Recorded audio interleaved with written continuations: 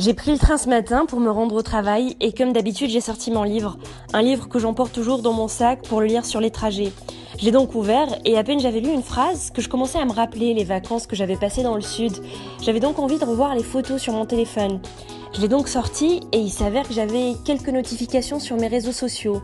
Donc assez intuitivement, je suis allée les vérifier et de fil en aiguille, je me suis retrouvée sur un fil d'actualité. Je n'ai pas vu le temps passer que j'étais déjà arrivée au travail. Et en fin de compte, j'avais pas eu le temps de lire une seule page de mon livre et pourtant j'étais bien motivée. Il est très difficile de se concentrer si on ne fait pas un effort conscient de concentration. Je vais donc vous parler ici de ce qu'on appelle la mindfulness et qui nécessite justement une bonne concentration. Le concept de mindfulness veut dire la conscience de l'instant présent. L'objectif est de diminuer toutes ces préoccupations et d'appréhender de manière plus consciente ce qui se joue autour de nous.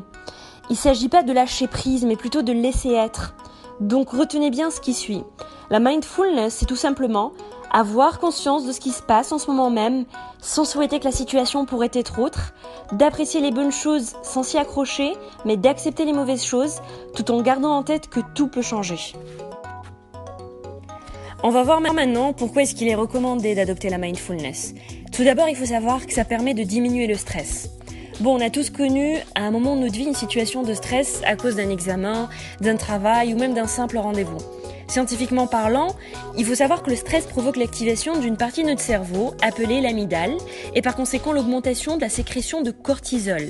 Il faut aussi savoir que trop de cortisol conduit à un burn-out. Cela engendre donc un déséquilibre hormonal, ce qui se traduit concrètement par des mains moites, des bouffées de chaleur ou une boule au ventre. Chacun a ses symptômes. Pratiquer la mindfulness permet de relativiser les choses. Si vous stressez par exemple parce que vous devez vous rendre à un rendez-vous difficile et que vous prenez 10 minutes avant votre rendez-vous pour vous arrêter, pour respirer un bon coup, fermer les yeux et réfléchir à l'instant présent. Vous allez vous concentrer sur votre corps, votre ressenti, vos muscles, votre cœur, bref, tout ce que vous pouvez sentir juste par le silence. Cette recentration permet de faire redescendre la tension et ainsi de calmer l'amygdale, donc moins de cortisol et par conséquent moins de stress. Et vous pouvez du coup ainsi mieux assurer pour votre rendez-vous. Bien entendu, je précise que pour que cela marche, il faut le faire tout de même assez sérieusement et pendant un petit moment.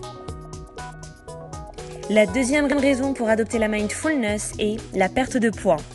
Je suis sûre que cela va en surprendre quelques-uns et je vous avoue que moi-même j'ai été assez étonnée la première fois que j'ai lu ça. Mais pour ceux et celles qui souffrent de surpoids, la raison derrière cela, et ce pour la plupart, est un appétit incontrôlable. Du moins c'est ce qui leur paraît. Car d'un point de vue psychologique, les raisons sont plus profondes que cela. Cela peut être lié à un mal-être qu'ils compensent par un repas, puis un autre, tout simplement à la recherche d'un plaisir pour compenser le mal-être. Dans ce contexte-là, la mindfulness aura pour but d'apaiser l'esprit et de vous aider à vous sentir mieux. Vous pouvez pratiquer la mindfulness tout en mangeant un repas par exemple, à commencer par la préparation, prendre le temps de le préparer et prendre conscience de cette préparation, à savoir prendre conscience des aliments. Ensuite, quand arrivera l'instant de la dégustation, il faudra faire travailler les papilles, se recentrer, fermer les yeux, manger lentement et apprécier chaque goût et rendre hommage à chaque saveur. Par conséquent, plus vous mangez lentement, plus vous êtes vite rassasié et donc moins de quantité ingurgitée. Du coup, perte de poids. Il faut savoir aussi que l'esprit y trouve son compte de par la concentration et la méditation qui en résultent. La troisième raison pour adopter la mindfulness est que ça permet d'avoir moins de soucis. Alors, de manière générale, si notre discipline mentale n'est pas guidée par une philosophie de vie ou une psychologie bien définie, l'esprit aura tendance à vagabonder de souci en souci, en partant de comment perdre du poids, à comment plaire, à comment générer de l'argent, ou même s'inquiéter pour nos proches. La mindfulness permet de limiter et de maîtriser ces soucis de par son fondement. Dès lors où on s'intéresse à l'instant présent, nous devons être plus ancrés dans l'instant. Il s'agit d'être un peu plus là pour pleinement bénéficier de son existence à chaque instant. Si vous êtes angoissé par exemple parce que vous attendez un coup de fil, pratiquer la mindfulness vous permet de réaliser que vous ne pouvez strictement rien faire pour changer les choses puisque cela ne dépend pas de vous. Que vous angoissiez ou pas, rien n'allait changer dans le monde et encore moins dans votre monde. Autant laisser être ce qui est et laisser les choses arriver à leur rythme.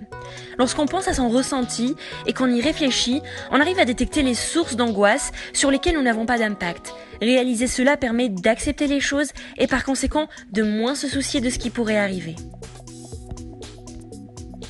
La quatrième et dernière raison pour adopter la mindfulness est plus de concentration. Je vais finir par ce que j'avais souligné au début, à savoir la concentration. On ne peut pas pratiquer la mindfulness sans un effort de concentration. Il faut parfois faire de l'introspection et chercher au fond de soi ce qui dérange réellement. La mindfulness devrait être une pratique quotidienne pour commencer la journée. Elle peut bien entendu être pratiquée tout au long de la journée, sur toutes les activités que vous faites. Exercer votre cerveau de manière quotidienne ne peut que lui être bénéfique et par conséquent, améliorer votre capacité à vous concentrer. Voilà, c'était tout pour moi pour aujourd'hui.